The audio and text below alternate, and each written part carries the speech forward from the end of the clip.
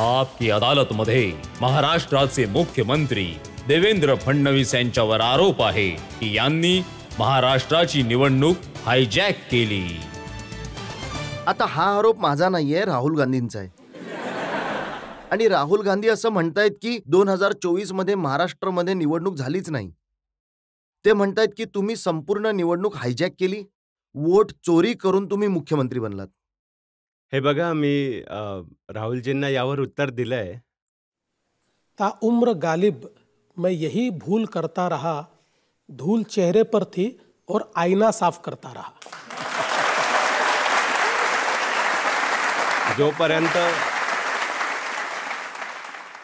जोपर्यंत राहुलजी डिनायल मोडमधून बाहेर येणार नाहीत, जोपर्यंत त्यांच्या हे लक्षात येणार नाही की राजकारण अर्थमॅटिक नाही आहे, राजकारण हा काही डिजिटल गेम नाही आहे, राजकारण हा कुठला खेळ नाही आहे, हे खूपच लोकांशी संपर्क ठेवून त्यांच्या आशा, आकांक्षा आणि अपेक्षांना मॅनेज करायचं काम आहे, त्याच्यावर खरं उतरण्याचं काम आहे. तोपर्यंत त्यांची हीच अवस्था होत राहील. ते वारंवार याच प्रकारे आरोप लावत राहतील.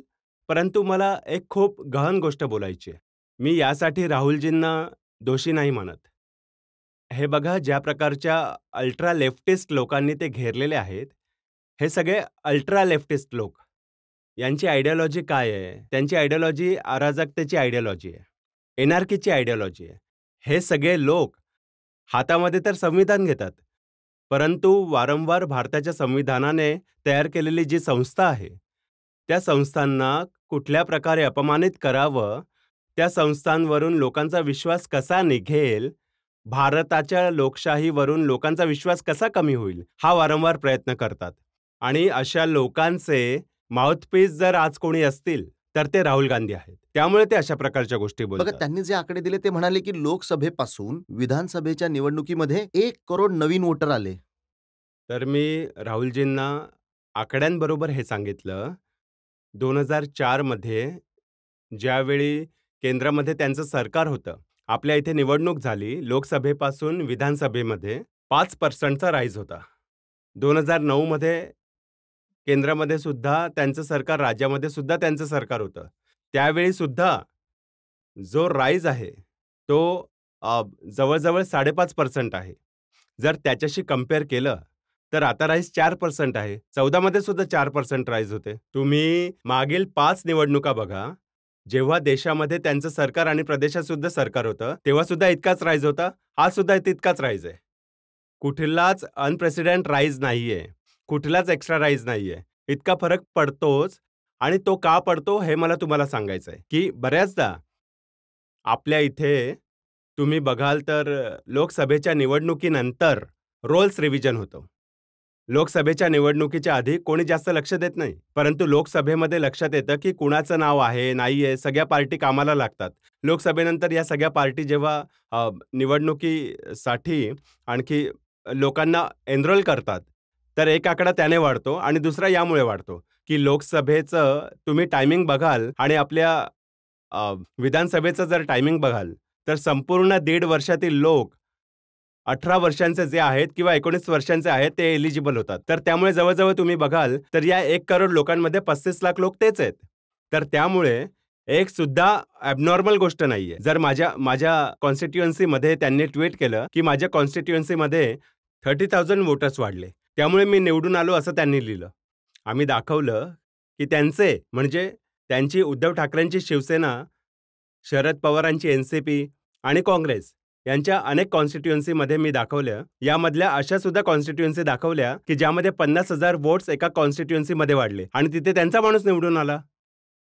ते 50 सीट्स म्हणाले की असे 50 सीट आहेत ज्यामध्ये 50,000 वोट वाढले आणि त्यामधल्या 47 सीटवर बीजेपी किंवा समर्थक दलांचे लोक निवडून आले. हो, अगदी चुकीची गोष्टच ते बोलले आहेत. 50,000 वोट वाढलेल्या 4 किंवा 5 सीट आहेत, त्यामध्ये त्यांचे सुद्धा लोक निवडून आले आहेत. बाकी सीटवर काही 20,000 वाढले, 22,000 वाढले आहेत. आता बघा, त्यांची तर अवस्था खराब झाली आहे, अवस्थाच वाईट झाली आहे, अवस्थाच ढासळली आहे त्यांची. तर त्यामुळे काय झालं की लोकसभेच्या निवडणुकीच्या वेळी एक फेक नरेटिव्ह त्यांनी चालवलं की संविधान बदललं जाईल आणि ते नरेटिव्ह खालपर्यंत महाराष्ट्रात पर्कोलेट झालं, ज्यामुळे महाराष्ट्रामध्ये त्यांना चांगले सीट मिळाले. हे बघा, असं असून सुद्धा त्यांच्यामध्ये आणि आमच्यामध्ये महाराष्ट्रात किती फरक होता? 0.5%चा. आम्ही 43.3% होतो आणि ते 43.5%. परंतु सीटमध्ये खूप फरक आला. आम्ही लोकांनी त्यानंतर ते नरेटिव्ह एका प्रकारे लोकांमधून संपवलं आणि आपलं म्हणणं घेऊन लोकांपर्यंत पोहोचलो. तर लोकांनी आम्हाला वोट दिले, आम्हाला लोकांनी निवडून दिलं. आता ते निवडून नाही येऊ शकले, तर ते या मानसिकतेमध्ये होते. त्यांच्या लोकांनी लोकसभेचे रिझल्ट बघितल्यानंतर आपापली पदं सुद्धा ठरवली होती. कोण मुख्यमंत्री बनेल, कोण गृहमंत्री बनेल, हॉटेल सुद्धा बुक केलं होतं, MLAजना कुठे थांबवायचं ते सुद्धा ठरवलं होतं. सगळ्या त्यांच्या मीटिंग सुद्धा झाल्या होत्या आणि निर्णय उलटा निघाला. तर धक्का इतका आहे की त्या धक्क्यातून बाहेरच येऊ शकत नाहीयेत. कधीतरी निघावंच लागेल ना तुम्हाला, असं थोडी असतं. आता तर ते असं म्हणतायत की महाराष्ट्रामध्ये वोट वाढवले होते, बिहारमध्ये हे वोट कमी करून जिंकतील. हे बघा, मला हे वाटतं की कुठल्या प्रकारे इलेक्शन कमिटीच्या क्रेडिबिलिटीला संपवायचं आहे यांना. भारताच्या ज्या निवडणुका होतात, आपलं इलेक्शन कमिशन जगातील लोकांना बोलवतं आणि जगातील लोक येऊन भारताची इलेक्शन प्रोसेस बघतात आणि आश्चर्यचकित होतात की इतक्या मोठ्या भारतामध्ये या प्रकारे फ्री अँड फेअर इलेक्शन कसं होतं. आता आमची सतत मागणी राहिली आहे. मी महाराष्ट्रातून मागणी करतो नेहमीच. तर मी कोर्टात गेलोय की तुम्ही डुप्लिकेट लोकांची वोटर लिस्ट तयार करा, कारण वोटर लिस्टमध्ये इतकी नावं डुप्लिकेट आहेत. लोक इथून सोडून तिथे राहायला गेले, इथे सुद्धा नावं आहेत, तिथे सुद्धा आहेत. तर अशी खूप लांबलेली वोटर लिस्ट दिसते आणि त्यामुळे वोटिंग पर्सेंटेज कमी दिसतं. तर आता ते काम इलेक्शन कमिशनने सुरू केलं आहे. इलेक्शन कमिशनने काय म्हटलंय, ज्यांचं नाव वोटर लिस्टमध्ये आहे केवळ आयडेंटिफाय करून द्या. ते आयडेंटिफिकेशन चालू आहे. यामध्ये चुकीचं काय आहे? जर जे नाव इलेक्शन कमिशन त्यामधून डिलीट करतो, राहुल गांधींनी दाखवावं की ही चुकीची नावं डिलीट झालीत. प्रॉब्लेम हा आहे की राहुल गांधींना जिथून वोट मिळतात तिथे एका एका व्यक्तीची 4-4 नावं आहेत.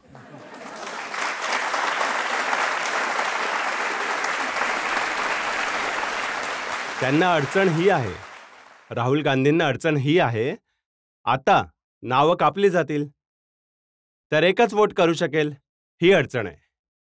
शरद पवारांनी तर जेव्हा महाराष्ट्र विधानसभेची निवडणूक संपली होती तेव्हाच सांगितलं होतं की EVM मध्ये मॅनिप्युलेशन झालंय. हे बघा, याचा प्रॉब्लेम काय आहे की लोकसभेमध्ये जिंकतात, महाराष्ट्रामध्ये तर EVM एकदम चांगला आहे, काही प्रॉब्लेम नाहीये. हे हरतात तर लगेच EVM मध्ये प्रॉब्लेम येतो. हे कर्नाटकात जिंकतात विधानसभेमध्ये तर EVM चांगली आहेत. हे लोकसभेमध्ये हरतात तर EVM खराब झालेली असते. मी म्हटलं ना, EVM मध्ये प्रॉब्लेम नाहीये, यांच्या डोक्यामध्ये प्रॉब्लेम आहे. यांच्या डोक्यातील चिप आहे, यांच्या डोक्यातील चिप करप्ट झाली आहे. यांच्या डोक्यातील चिप बदलायला पाहिजे. जे शिवसेनेचे लोक आहेत, उद्धव ठाकरेंची शिवसेना, ते तर असं म्हणाले की अमित शहा, देवेंद्र फडणवीस आणि अडाणीने मिळून इलेक्शन कमिशन विकत घेतलं. हे बघा, हे इतके गोंधळलेले आहेत की हे काहीही म्हणू शकतात. मी तर असं म्हणालो की हे तर असं सुद्धा म्हणू शकतात की जे महाराष्ट्राच्या निवडणुकीमध्ये बीजेपी जिंकली, यांनी ट्रम्पकडून मशीन चेंज करून घेतली, आणि हे सुद्धा हे म्हणू शकतात. हे बोलायला काहीही बोलू शकतात. तुम्ही बरोबर बोलतायत. अखिलेश यादव म्हणाले की बीजेपीचे लोक जेव्हा बूथवर जातात तेव्हा ते एक अशी मशीन घेऊन जातात, जर कोणाचं वोट झालं नाही तर त्या मशीनमधून इलेक्शन कार्ड काढून टाकतात, त्या मशीनमधून आधार कार्ड काढून टाकतात. ते म्हणतात आम्हाला सुद्धा अशी मशीन द्या. मला असं वाटायचं की इथून बटाटा टाका, तिथून सोनं. हे राहुलजींचं USP आहे. आता हे USP अखिलेशजींपर्यंत सुद्धा गेलंय. अखिलेशजी तर चांगले होते असे नव्हते. हे सुद्धा जर अशा गोष्टी करतील तर मग देव मालक आहे असे नेता जर आपल्या देशामध्ये असतील तर काय होईल या देशाचं. इलेक्शनवर मी तुमची गोष्ट मान्य करतो की हे लोक जे म्हणतायत कदाचित ते खरं नसेल, ना EVM बद्दल ना वोट वाढवण्याबद्दल.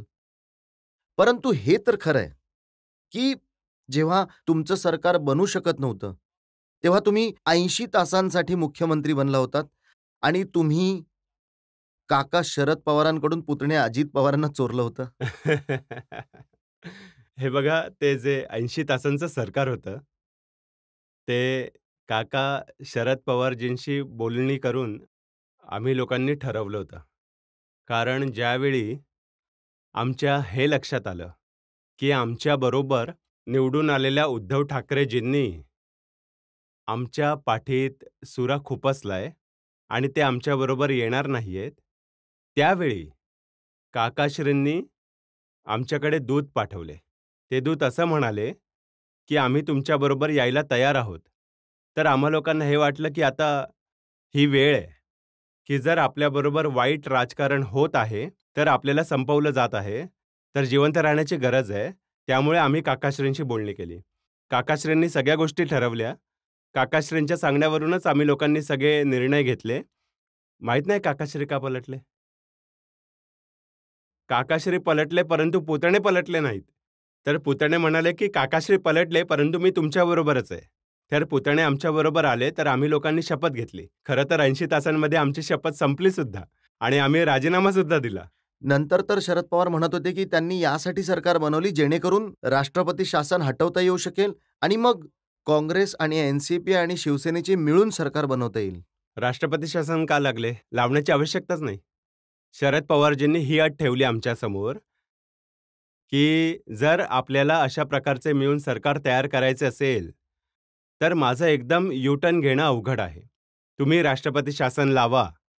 त्याच्यानंतर मी महाराष्ट्राचा दौरा करेन आणि दौरा केल्यानंतर मी असं सांगेन, की महाराष्ट्राला एक मजबूत सरकारची आवश्यकता आहे.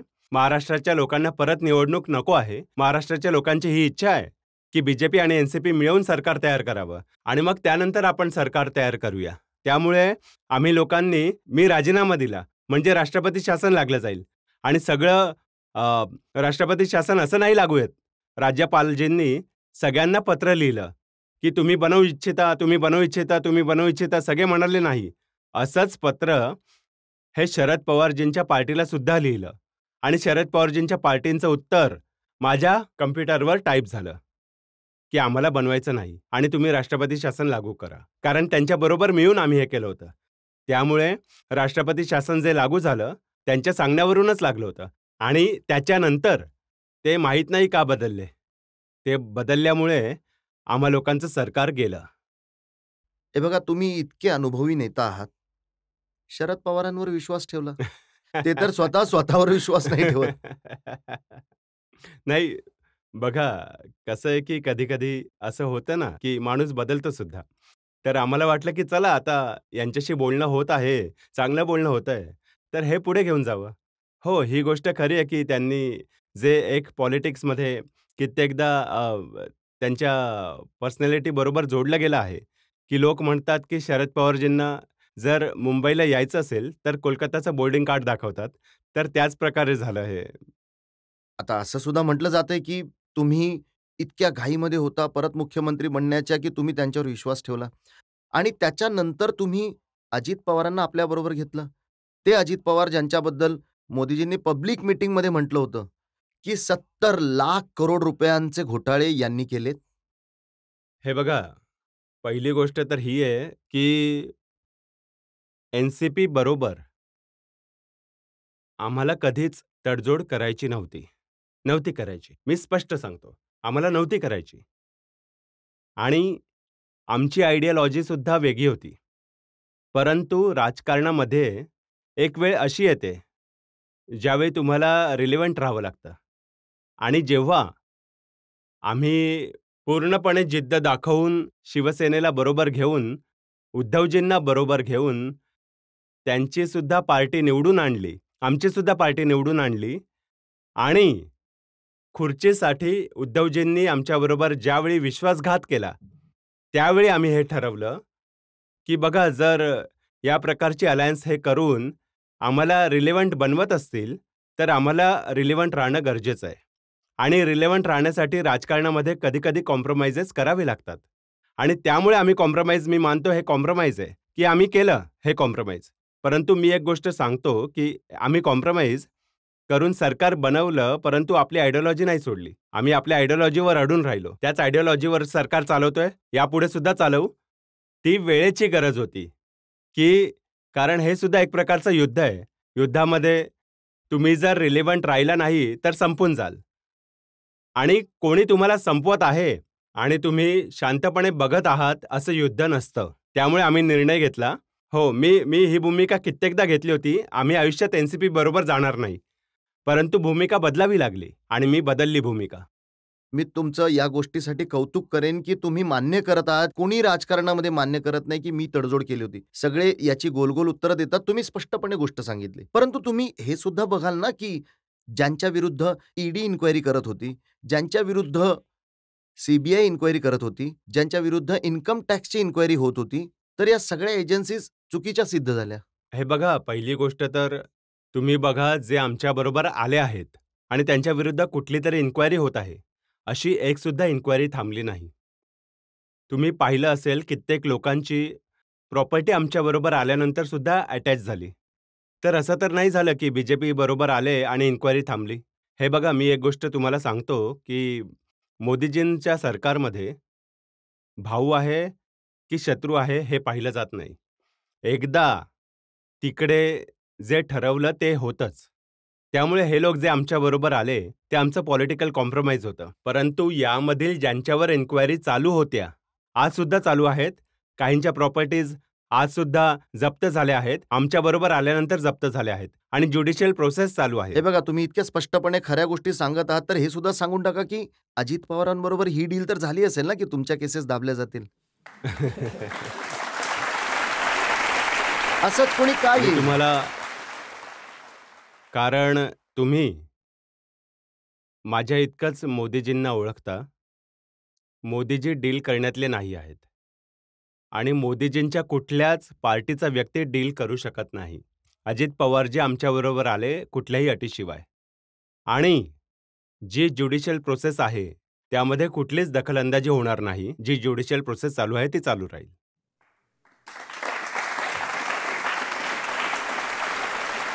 तर आता मग तर लोक हे म्हणतील की भाऊ, भारतीय जनता पार्टी तर वॉशिंग मशीन आहे. यामध्ये आला, धुतला गेला, साफसुथरा होऊन परत.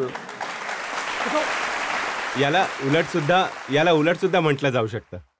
जेव्हा लोक ते तिथे राहतात तेव्हा सगळेजण म्हणतात की हा चांगलाच आहे, चांगलंच आहे, चांगलंच आहे. आमच्याकडे आल्यावर ते शिव्या देतात आणि म्हणतात वॉशिंग मशीनमध्ये गेला. अरे, तुमच्याकडे होता तेव्हा तुम्हाला चांगला वाटायचं ना. तुम्ही त्याच्या पप्प्या सुद्धा घ्यायच्या, त्याला कवटाळायचं सुद्धा. आणि आमच्याकडे आला तर म्हणतात वॉशिंग मशीन आहे. तर दोन्ही बाजूने याकडे बघितले जाऊ शकते. परंतु आम्ही कोणालाही धुणार नाही, आणि जर धुतलं तर चांगल्या प्रकारे धुऊ.